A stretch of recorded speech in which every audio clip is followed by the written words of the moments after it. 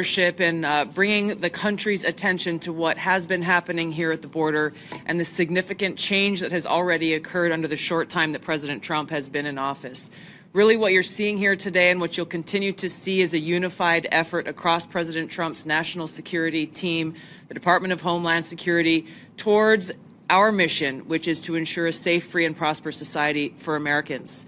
As Director of National Intelligence, there are a number of areas where we are focused. The President talked about in his speech over 21 million people have come across our borders illegally under Joe Biden's administration.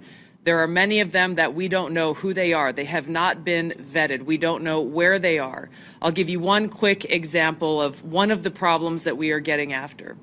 From Central Asia, there were over 4,000 people who came across our borders using an ISIS-affiliated network. Our National Counterterrorism Center went through and identified those individuals. There were hundreds of them who were either known terrorists or associated with known terrorists. That information was provided to the Biden administration.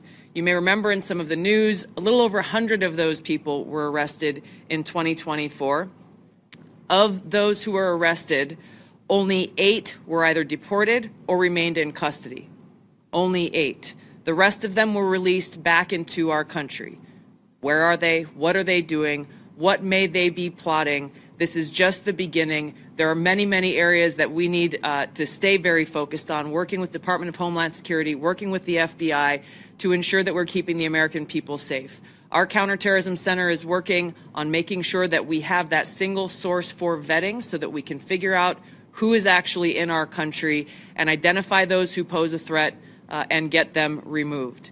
The President's designation of the cartels as foreign terrorist organizations falls directly into this, especially as we're seeing some of the tactics that these cartels are using reflect some of the tactics that we've seen used by Islamist terrorists in countries that many of us have served in overseas.